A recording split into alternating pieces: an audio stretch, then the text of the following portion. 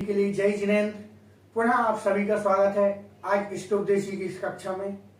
तो आइए आज की कक्षा को हम प्रारंभ करते हैं। सभी लोग मंगलाचरण हेतु अपने हाथों को जोड़ेंगे। नमो अरिहंताणं नमो सिद्धाणं नमो ऐरियाणं नमो अज्जायाणं नमो लोयशवशाहुरम् यस्य स्वयं स्वभावाप्ति प्रभावे कृत्स्नकर्मण तस्मै संज्ञानिरूपाय नमोस्तु परमात्मने। बोले विश्ववंदनीय पंच परमेष्ठी भगवान की जय। द्वादशांग जिनवाणी माता की जय। संत शिरोमणि आचार्य भगवान गुरुदेव विद्यासागर जी महाराज की जय। पूज्य गुरु मणिपुंग स्वामी सुधासागर जी महाराज की जय। हमने कल पिछली कक्षा में पढ़ा हुआ था और समझा था कि हम या तो चिंतामणि रत्न प्राप्त कर लें या फिर वह निर्मूल्य अर्थात जिसका कोई मूल्य नहीं खली का टुकड़ा प्राप्त कर लें।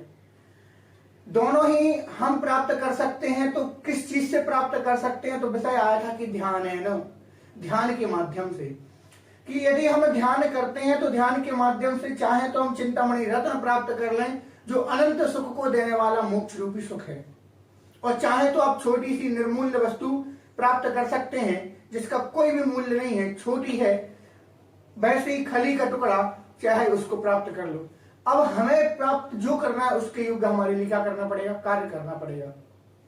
दोनों ही चीजें ध्यान के माध्यम से प्राप्त होंगी। यदि आप खली का टुकड़ा चाहते हो तो आपको इन सारी चीजों के बारे में अर्थात अनंत सुख के बारे में प्राप्त करने हैं तो आपको उत्कृष्ट ध्यान करना पड़ेगा, जो है धर्म ध्यान और शुक्ल ध्यान को बढ़ना पड़ेगा।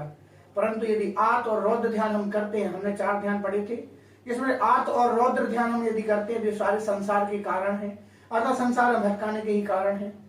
और यदि हम चाहते हैं कि हमें भाई चिंतामणि रत्न के समान अनमोल पद मिले तो वह हमारे लिए प्राप्त होगा किससे?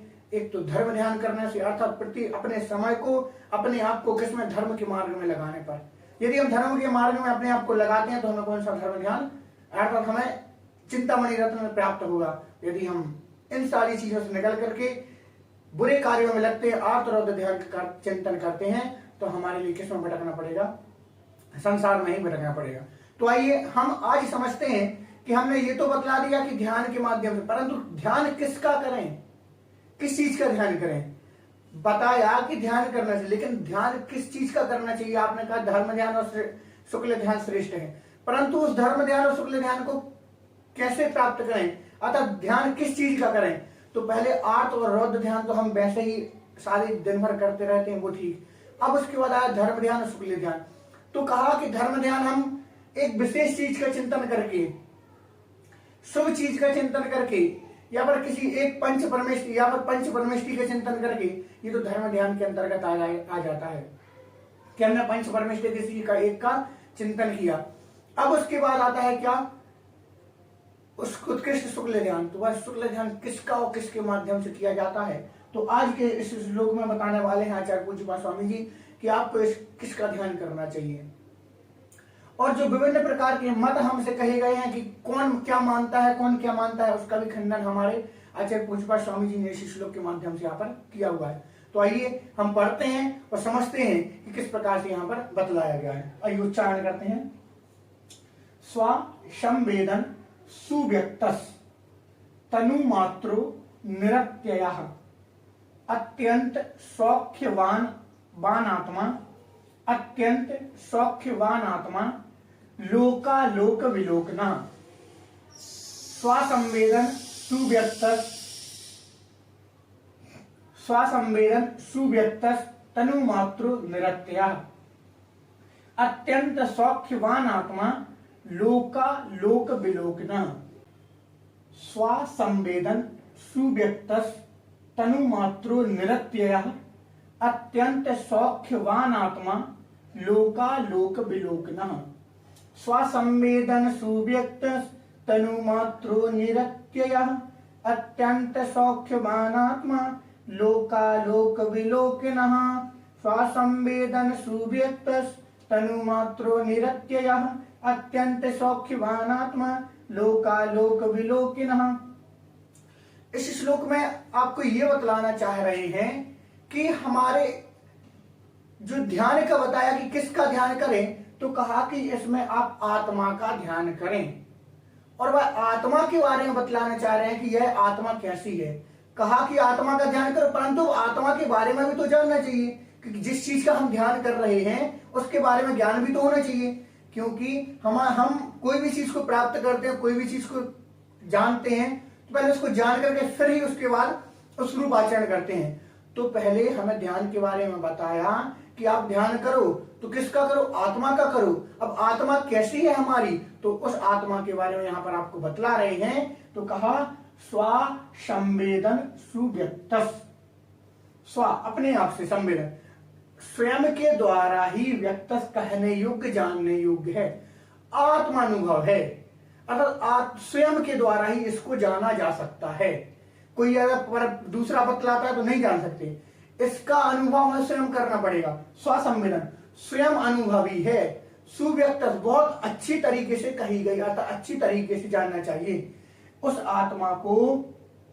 किसी स्व अर्थात स्व अपने आप से ही संवेदन जानने योग्य, अर्थात इसको हम कैसे जाने, अपने अनुसार ही जाने, हम स्वयं ही जान सकते हैं और हमें कोई भी इसके बारे में नहीं बता सकता। अपनी आत्मा के चिंतन से ही हम इसको जान सकते हैं। तनु मात्र, तनु अर्थात शरीर के, मात्र अर्थात बराबर, तनु मात्र अर्थात यह कैसी है, शरीर के बराबर है। कोई तो देखो इसमें विशेष प्रकार के विभिन्न प्रकार के मतों का खंडन भी किया गया है। तो बतलाया गया कि तनु, हम जैन दर्शन के अनुसार बताया है कि शरीर की आत्मा कैसी होती है, तनु मात्र, शरीर के बराबर, शरीर के बराबर ही आत्मा होती। चाहे यह शरीर के, यह आत्मा हाथी के शरीर में जाएगी तो हाथी के बराबर हो जाएगी, चींटी के शरीर में जाएगी चींटी के बराबर, मनुष्य के शरीर में मनुष्य के बराबर, जिस भी शरीर में जाएगी वह उसके बराबर हो जाया करती है। तो हम मानते हैं कि तनु मात्र शरीर के बराबर, कोई मानता है बिल्कुल छोटी सी आत्मा, बिल्कुल एक बिंदी के बराबर आत्मा, कोई मानता है कि पूरे शरीर में फैले, पूरे विश्व में फैली हुई आत्मा, पूरे लोक में फैली हुई आत्मा है। परंतु सबके अलग अलग मत हैं, परंतु हमारा मत क्या है कि तनु मात्र शरीर के बराबर ही आत्मा को मानना चाहिए, अर्थात आत्मा शरीर के बराबर ही होती है। परंतु ये जब सिद्ध भगवान होते हैं उनकी आत्मा कैसे हो जाती है, शरीर से किंचित मात्र, थोड़ी सी छोटी। कब, जब वह मोक्ष जाते हैं, क्योंकि जो अन्य प्रदेश होते हैं शरीर के, तो छोटे छोटे जो छिद्र होते हैं उसमें वह आत्मा के प्रदेश भी पूरे क्या हो जाते हैं, समाहित हो जाते हैं। ऐसे किंचित बिल्कुल छोटी सी क्या हो जाती है, छोटी शरीर आत्मा कम हो जाती है शरीर से, इसलिए किंचित छोटी आत्मा कही गई है। तनुमात्र शरीर के बराबर आत्मा, निरत्य अर्थात हमेशा रहने वाली, अविनाशी कभी ना नष्ट होने वाली, निरत्य हमेशा रहने वाली, कभी ना नष्ट होने वाली। कोई मानता है कि यह आत्मा आज है, शरीर नष्ट हुआ, शरीर के साथ आत्मा भी नष्ट हो गई। कोई कहता है जब जब है तब तक है, उसके बाद आत्मा नष्ट हो गई। परंतु हमारी यह आत्मा आज है, कल थी और आगे भी रहेगी, हमेशा रहेगी। वह मोक्ष प्राप्त होगा, सुख, वहां पर अनंत सुख भोग रही है वह आत्मा, और वहां पर जाकर के रह रही है। अर्थात यह आत्मा हमेशा रहने वाली है, कभी भी नष्ट होने वाली नहीं है। अत्यंत सौख्यवान आत्मा, और यह आत्मा का स्वरूप कैसा है, अत्यंत सौख्य, अनंत सुख को प्रदान कराने वाली, अनंत सुखी है। इसको अनंत सुख प्राप्त होता है, किसको, हमारी आत्मा को। कब होगा, यह अनंत सुख प्राप्त होगा मोक्ष में पहुंचने पर। हमें जैसे ही मोक्ष होगा तो वहां पर अनंत सुख को भोगेगी यह आत्मा। अभी तो चूंकि सुख नहीं है, परंतु सुख कब मिलेगा, यह बात कब सिद्ध होगी, अत्यंत सौख्यवान, अनंत सुख मिलेगा मोक्ष प्राप्त करने पर। कोई कहता है विभिन्न मत से कि यह इस आत्मा को सुख है ही नहीं, सुख क्या है वो नहीं बताते, किसमें आत्मा में सुख किसी प्रकार से नहीं है। परंतु हम कहते हैं कि इसमें अनंत सुख हो सकता है, कब, जब सुख मिलेगा इसके लिए मोक्ष प्राप्त करने पर। क्या क्या कारण कहा, और एक बार लोकालोक विलोकिना, और यह आत्मा लोक आलोक को विलोकना देखने वाली है, लोक आलोक को देखने वाली है। केवल ज्ञान हो जाने पर इस आत्मा के द्वारा समस्त विश्व को देखा जा सकता है। यह आत्मा तीनों लोकों को एक साथ देख सकती है, लोक को भी देख सकती है, साथ आलोक को भी देख सकती है। कब, केवल ज्ञान प्राप्त होने पर। इस आत्मा में इतनी शक्ति है कि वह लोक और आलोक दोनों को एक साथ में देख सकती है। पुनः देखें एक बार इसका अर्थ।